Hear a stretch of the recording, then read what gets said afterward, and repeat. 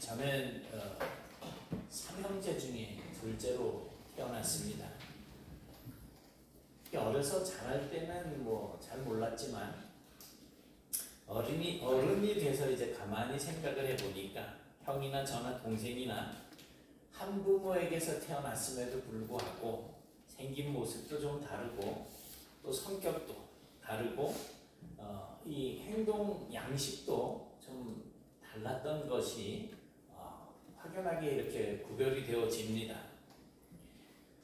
그리고 저도 이제 제 아내를 만나서 결혼을 해서 딸 둘을 낳아서 길러보니까 겨우 둘인데도 불구하고 생긴 모습도 좀 더 다르고 또 아이들 성격도 좀 다르고 또 행동 양식도 좀 달랐습니다.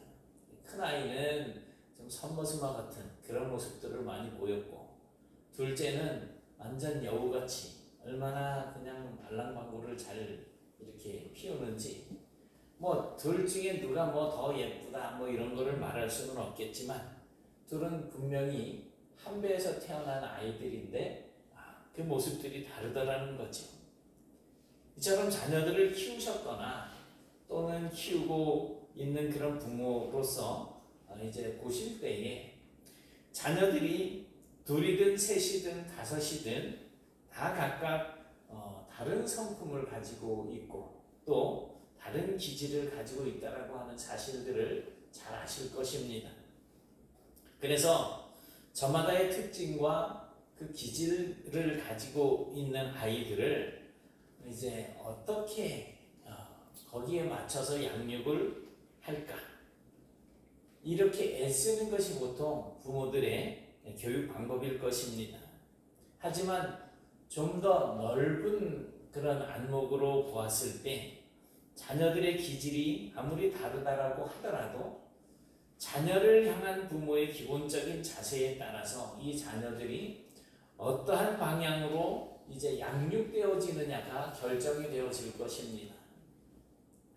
과거 성경시대 사람들도 자녀에 대한 이런 부모의 역할 또는 아버지의 역할을 잘 이해하고 있었습니다.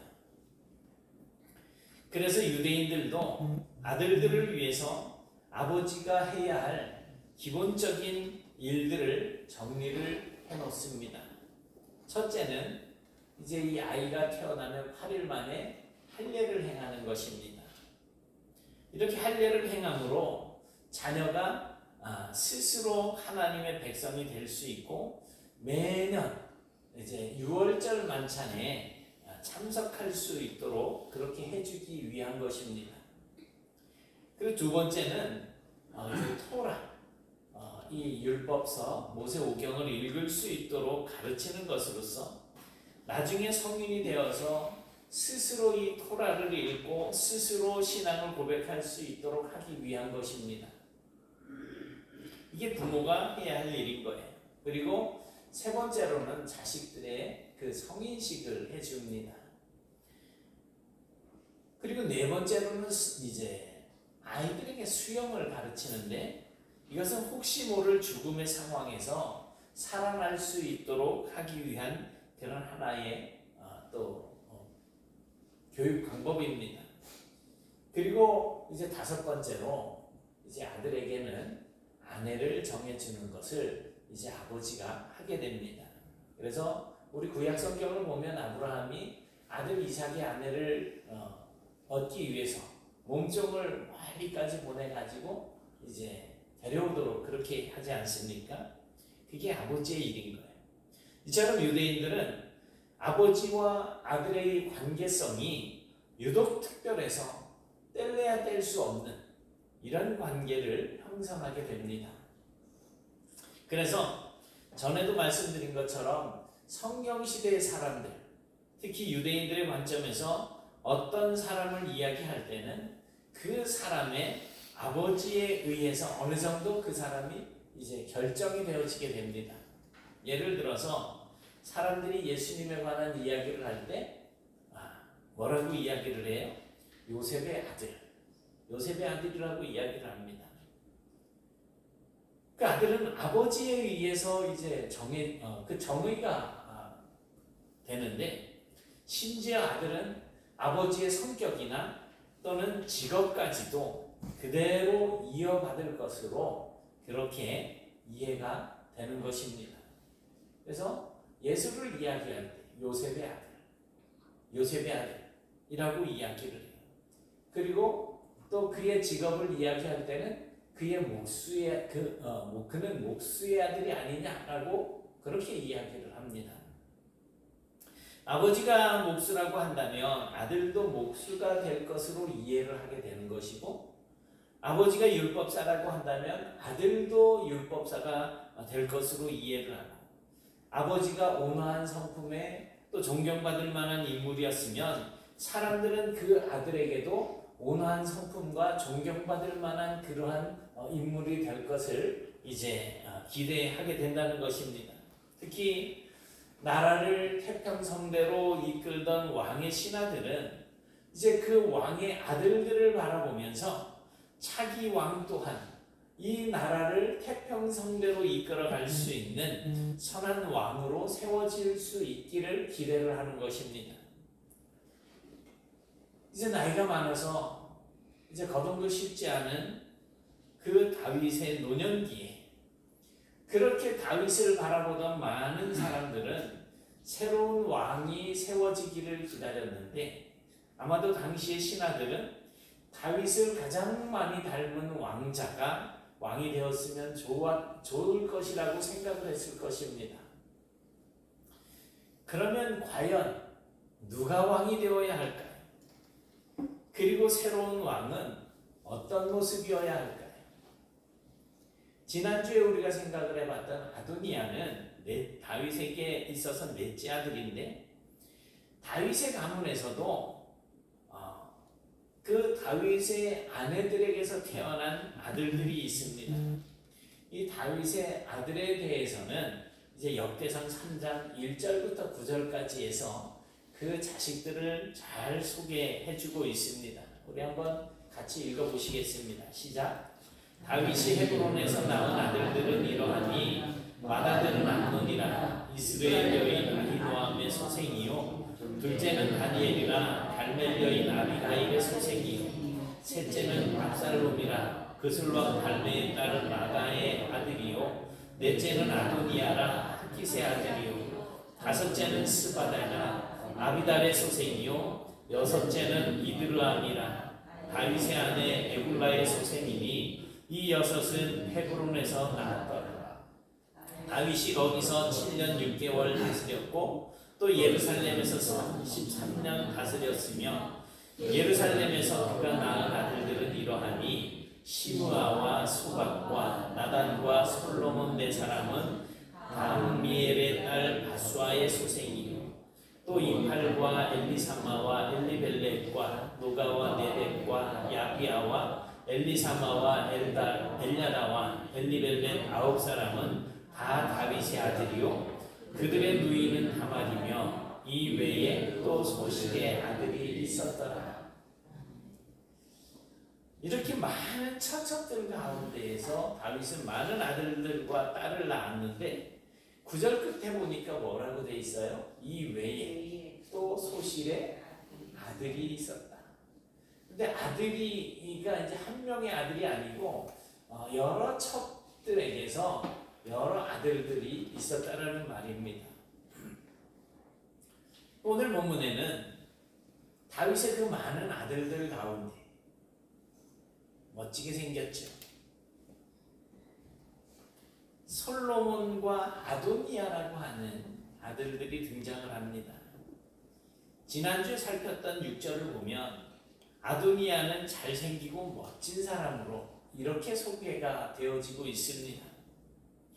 아마 항상 자신감도 넘쳤을 것이고 또 사교성도 좋았을 것이고 말도 잘하고, 누가 봐도 이 아도니아는 야, 차기 왕감이다 라고 하는 그런 말을 듣는데 손색이 없는 그런 왕자 중에 한 명이었을 것입니다.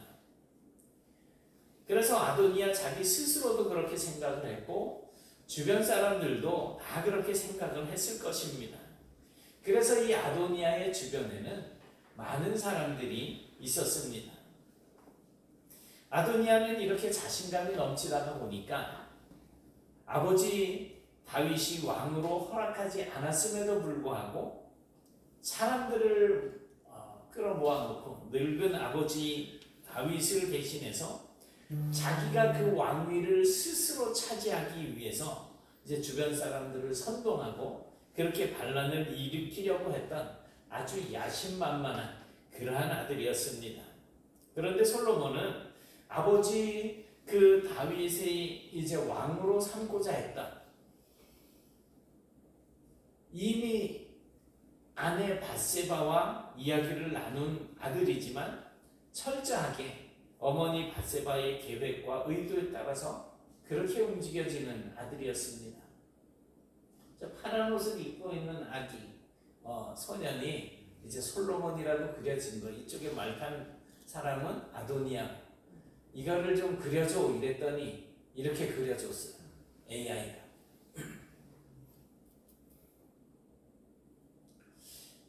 그래서 솔로몬은 스스로 반란을 꾸미거나 왕이 되려고 하는 시도를 하지 않았던 정말 소박하고 어떻게 보면 적극적이지 않았던 그런 왕자였습니다. 어떠세요? 만약에 적극적이고 성격 좋고 잘생기고 뭐 좀 있어 보이고 누구하고도 잘 어울리는 이 아도니아와 엄마의 치마폭에 싹 감싸져 가지고 엄마의 보호를 받으며 엄마의 철저한 계획 가운데에서 그렇게 살아가던 솔로몬, 여러분들 같으면 누구를 왕으로 세우고 싶으시겠습니까? 네? 활성화하려면 2번 택하세요. 누가 뭐라 그러는 거예요 지금?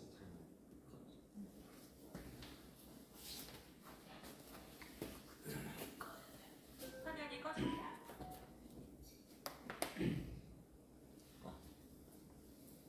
저는 저한테 대답하는 건 줄 알았는데 혼자 떠들고 있네 핸드폰이. 여러분, 우리는 솔로몬을 아주 지혜 있고 현명한 사람으로 그렇게 이해를 하고 있잖아요. 그런데 그 현명함이 아도니아처럼 교활하거나 눈치 빠르다라고 하는 그런 의미는 아닙니다. 오히려 이제 약속을 믿고 진득하게 기다릴 줄 아는 그런 인내심과 더불어서 아버지 다윗 왕의 의도를 파악하려고 하는 그런 현명함을 가지고 있었다라는 것으로 이해를 할 수가 있습니다. 이미 알고 있는 것처럼 솔로몬의 어머니는 밧세바예요. 다윗의 부하 장수 우리아의 아내였었잖아요. 그런데 이제 불륜으로 인해서 그 남편 우리아가 전쟁터 가장 최전방에 나가서 죽게 하고, 그리고 임신한 밧세바를 데리고 와서 첫째 그 아이는 이제 죽게 되고, 이제 두 번째로 이제 정식 부부가 되고 난 이후에 얻은 아들이 솔로몬입니다. 29절 30절을 보면 다윗은 이미 밧세바에게 솔로몬을 왕으로 세우기로 약속한 바 있습니다. 이에 대해 다윗은 살아계신 여호와 앞에 맹세를 하게 됩니다. 하나님께서 이를 막지 않았다라고 하는 것은 다윗이 아도니아가 이미 왕으로 이제 막 해가지고서 등극하려고 반란을 꾀하고 있는 이 상황에서 다윗이 솔로몬을 왕으로 세우려고 하는 것을 하나님께서 막지 않았다라고 하는 것은 솔로몬이 곧 다윗의 후계자가 되어야 할 것을 누가 계획하셨다는 거예요? 하나님께서 계획하셨다는 것입니다. 솔로몬은 다윗 후손의 족보에 의하면 7번째 아들입니다. 그러니 순서대로 따지자고 한다면 절대로 왕이 될 수 없는 그런 순번이었지만 그의 어머니 밧세바의 전략으로 왕이 되는 약속을 이미 받았던 것입니다.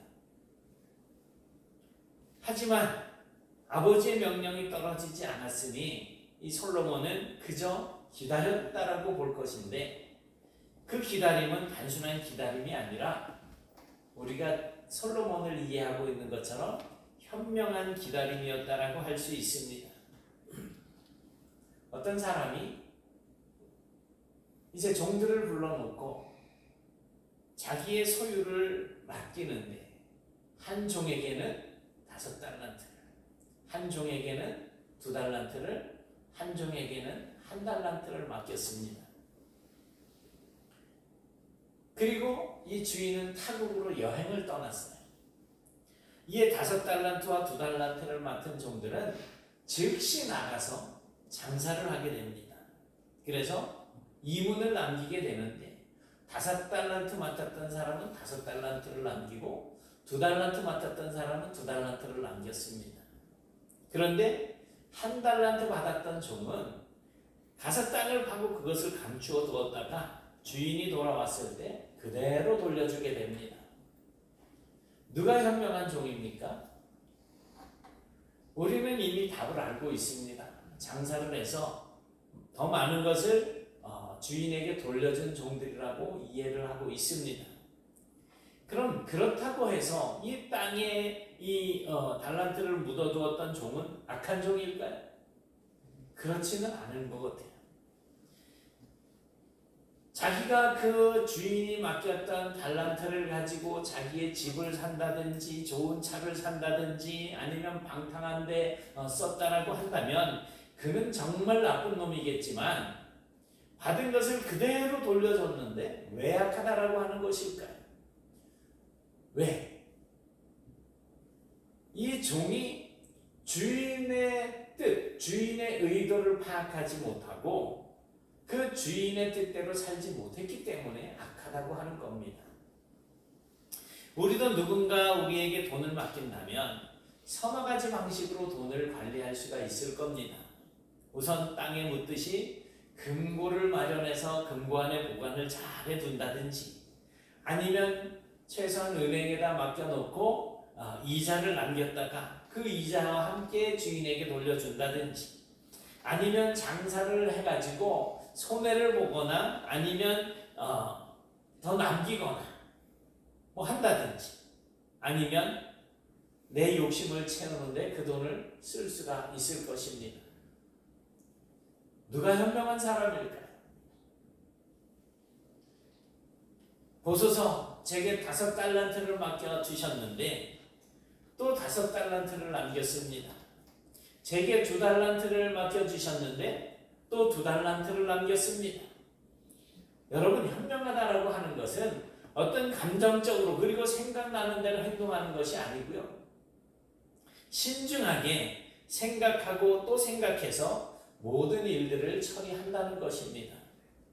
합리적이고 지혜로운 생각과 행동은 더 좋은 결과를 얻어낼 수가 있겠지만 감정에 치우치고 어리석은 생각을 따르는 행동은 늘 제자리를 맴돌게 되거나 아니면 퇴보를 하게 될 것입니다.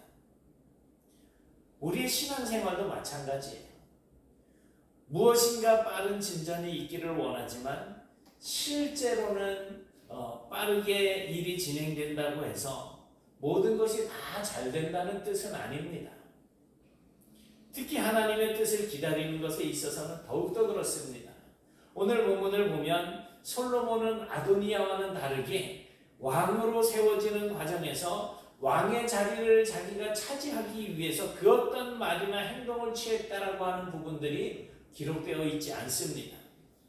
오히려 주변 사람들이 이 솔로몬을 왕으로 세울 것을 결의하고 왕으로 세우고 또 온 예루살렘 안에 왕으로 선포하는 이러한 모습들이 등장을 하고 있습니다. 여러분, 저와 여러분에게도 하나님의 뜻을 이루어감에 있어서 조금 더 신중하고 사려 깊게 상황을 살피고 판단하면서 하나님의 뜻이 이루어지는 것을 기대하며 또 기다릴 수 있는 이 솔로몬과 같은 이런 안목이 필요합니다. 오늘 우리 모두에게 그런 은혜가 임하시길 축복합니다.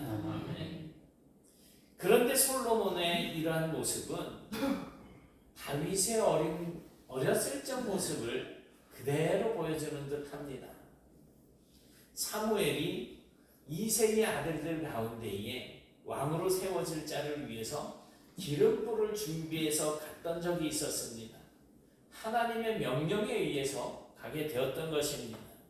사무엘상 16장 10절부터 13절입니다. 같이 보시겠습니다. 시작.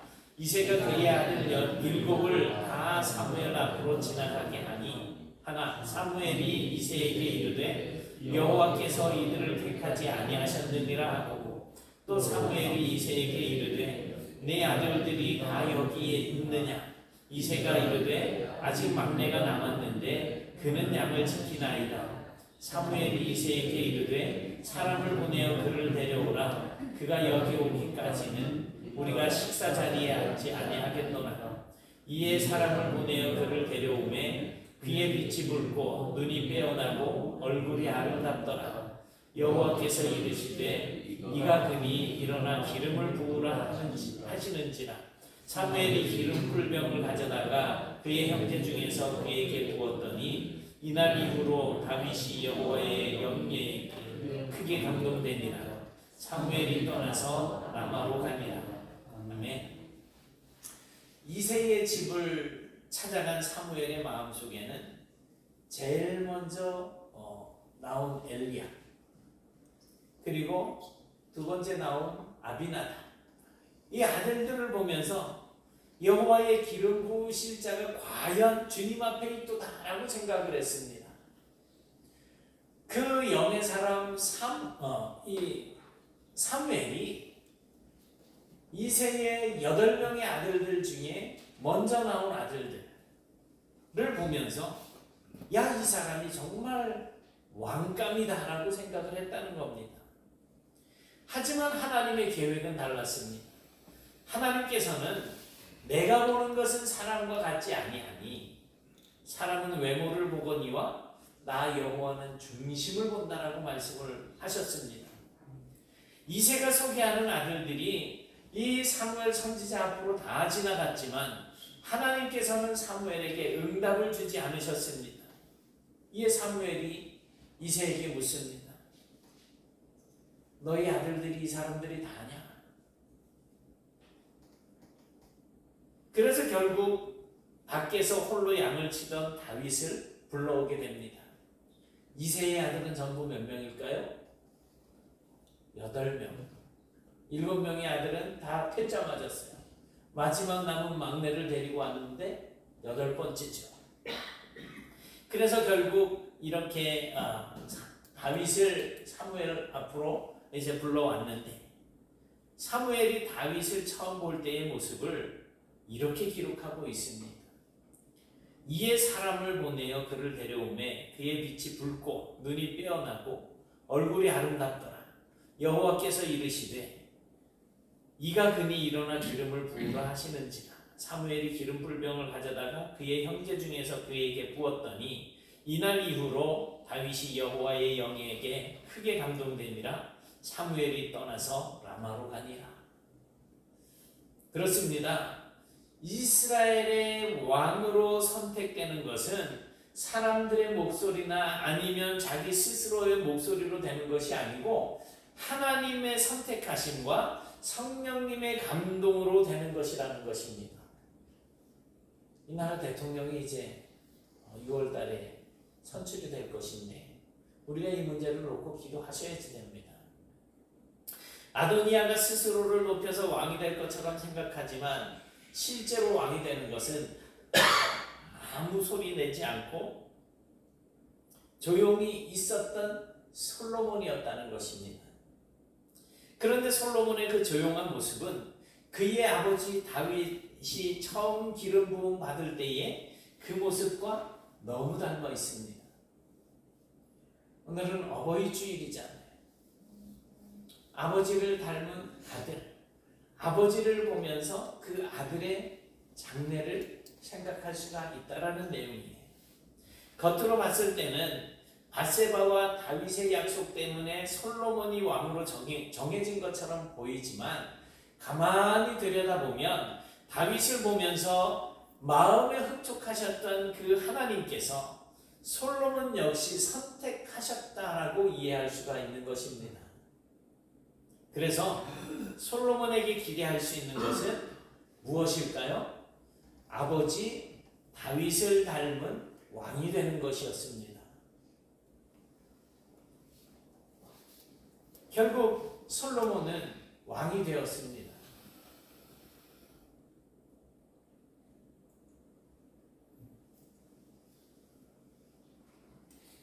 이제 많은 사람들은 솔로몬이 다윗을 본받아서 하나님을 경외하며 존중히 여기고 백성들을 사랑하는 그러한 왕이 될 수 있기를 기대하는 것입니다.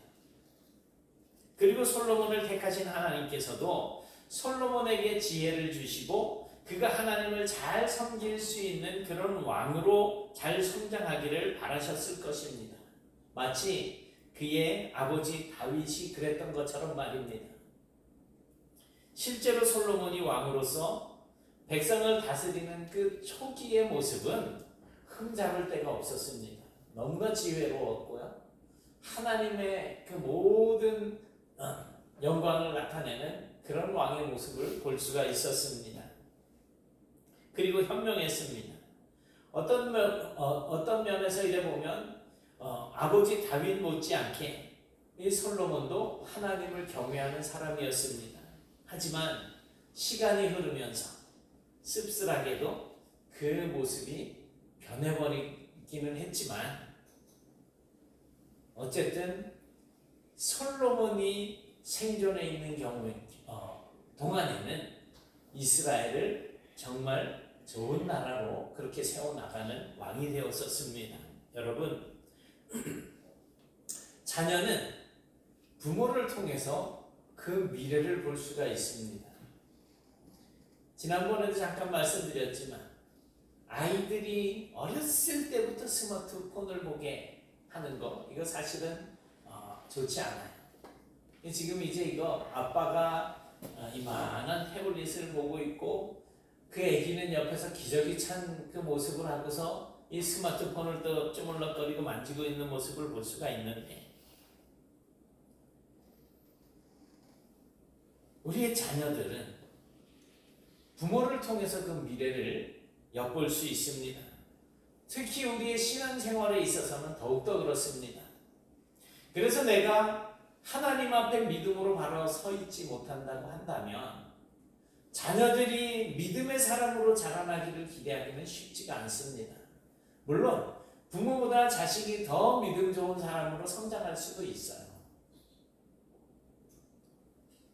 우리가 하나님의 백성으로서 하나님을 경외하고 진정으로 하나님을 잘 섬기는 그런 부모가 되시면 우리의 모습을 보는 자녀들이 그렇게 하나님을 경외하며 사는 복과 은혜가 그 삶 속에서 누려지게 될 것입니다.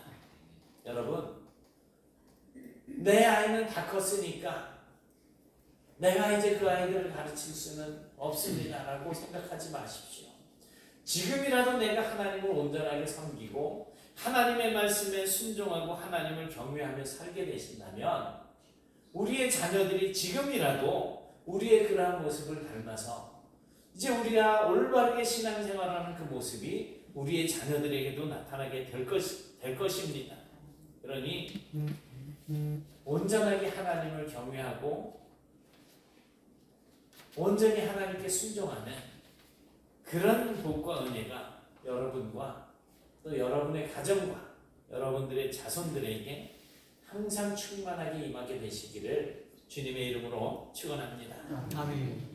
사랑의 하나님, 감사합니다. 오늘 저희들이 어버이 주일로 지키며 정말 저희들이 눈에 보이지 아니하는 하나님을 대신하는 부모를 통하여서 저희들이 하나님을 어떻게 섬길 수 있을 것인가를 이제 배울 수 있는 이런 모습들을 허락하심을 감사드립니다.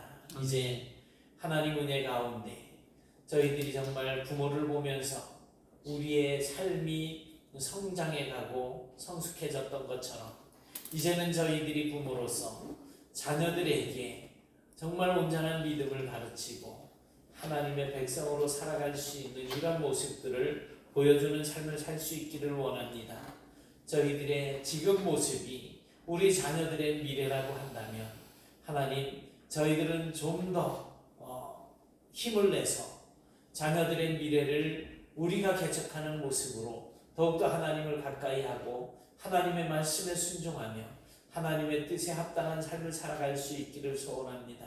그러므로 말미암아 우리의 자녀들도 저희들과 같이 온전히 하나님을 섬기는 자리로 나올 수 있도록 인도해 주옵시고 그러한 복과 은혜가 우리의 삶 속에 항상 누려질 수 있도록 붙잡아 이끌어 주시옵소서.